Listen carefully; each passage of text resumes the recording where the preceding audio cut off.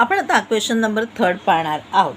याच्या अगोदर 2 क्वेश्चन्स पाहिलेले होते. त्याच्यामध्ये आपल्याला ऑलरेडी फिगर दिलेली होती, क्वेश्चन विचारलेला होता. इथे फक्त आपल्याला क्वेश्चन विचारलेला आहे, आपल्याला फिगर आउट काढावी लागेल. म्हणजे मग आपल्याला क्वेश्चन कळलेला आहे आणि समोर फिगर दिसल्यामुळे काय झालेलं होतं, आपला आन्सर लिहिणं सोपं झालेलं होतं. आपला क्वेश्चन आहे, quadrilateral MRPN is cyclic, angle R is equal to 5x minus 13 degree, angle N is equal to 4x plus 4 degree. Find measures of angle R and angle N. आता आपण काढून घेतलेली आहे MRPN. म्हणजे R आणि N कसे येता आहेत, आपले अपोजिट अँगल्स येता आहेत. क्वाड्रिलॅटरलचे अपोजिट अँगल्स तुमचे कसे असणार आहेत त्याचा विचार करा, प्रश्न सोडवायला सुरुवात करा.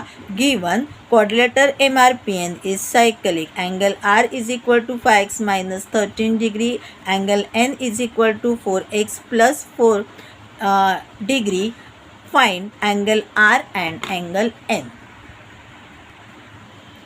सोल्युशन लिहून घेतलेलं आहे. Quadrilateral MRPN is a cyclic quadrilateral, angle R plus angle N is equal to 180 degree.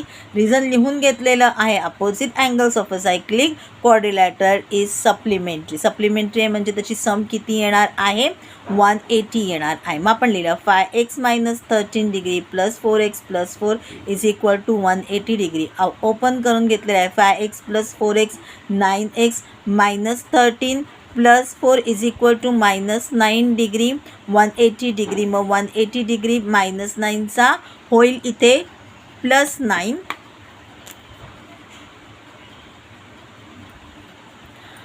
9x degree is equal to 189 degree. Therefore x is equal to 21 degree.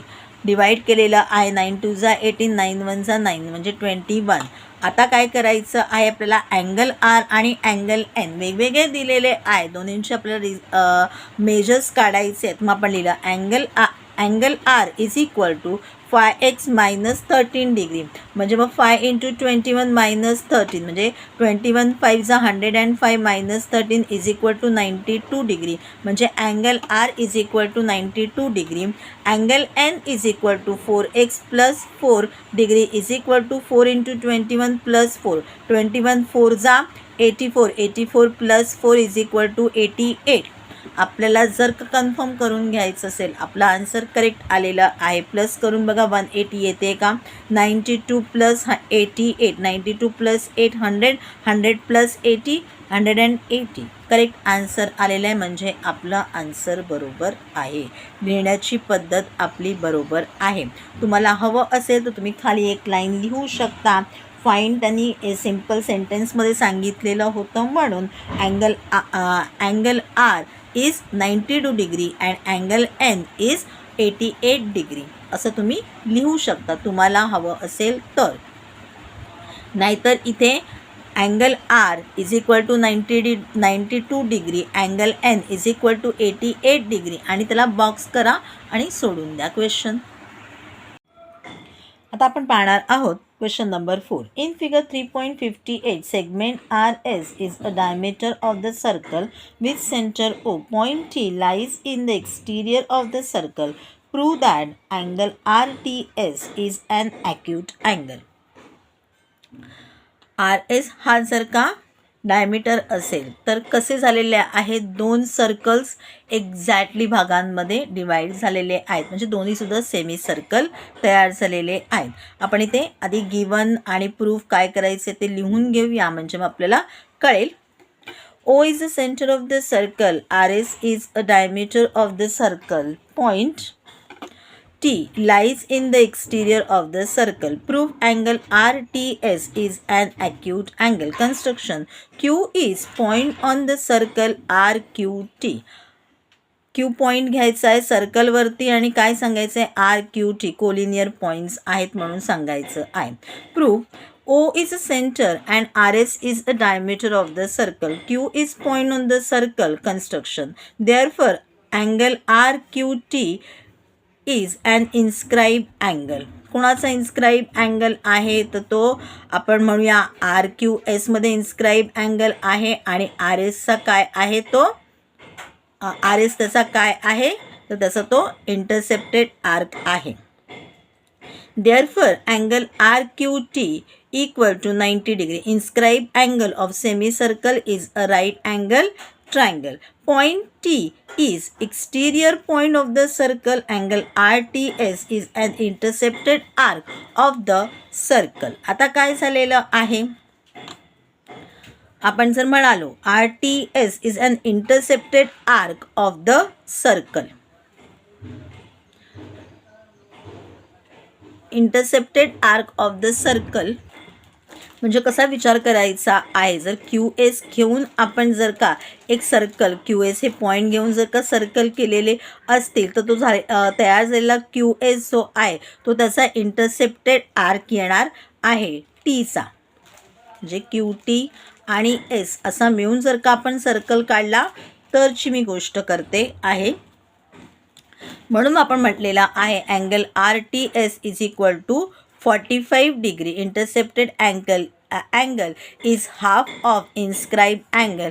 Therefore angle RTS is an acute angle, hence prove. तुम्हाला जर असं दाखवायचं नसेल तर तुम्ही असं सुद्धा म्हणू शकता, जर का अँगल RQS हा तुम्ही 90 डिग्री सांगितलेला आहे,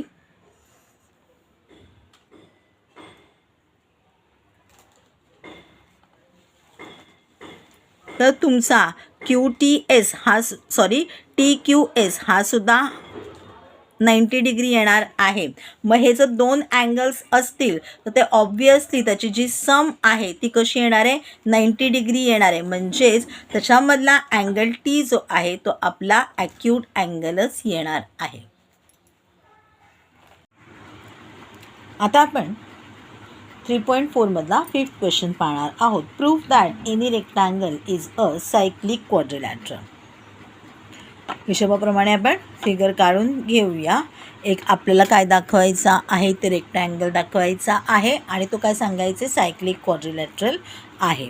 मग आपण लिहून घेतलेलं आहे given quadrilateral ABCD is a rectangle. Proof करायचं आहे rectangle is a cyclic quadrilateral. Proof आपण देतोय आहोत. Quadrilateral ABCD is a rectangle. तर रेक्टँगल आहे म्हटल्यानंतर प्रत्येक तुमचा जो अँगल आहे तो कसा येणार, 90 डिग्री येणार. आपण लिहून घेतलं आहे. Therefore angle A equal to angle B equal to angle C equal to angle D is equal to 90 degree.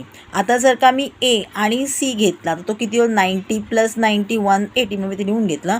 Angle A plus angle C is equal to 180 degree. Angle B plus angle D is equal to 180 degree. आपली एक जी त्याची property आहे क्वाड्रिलॅटरलची, cyclic क्वाड्रिलॅटरलची, ती काय आहे, opposite angles of a cyclic quadrilateral or maybe you can say quadrilateral are supplementary.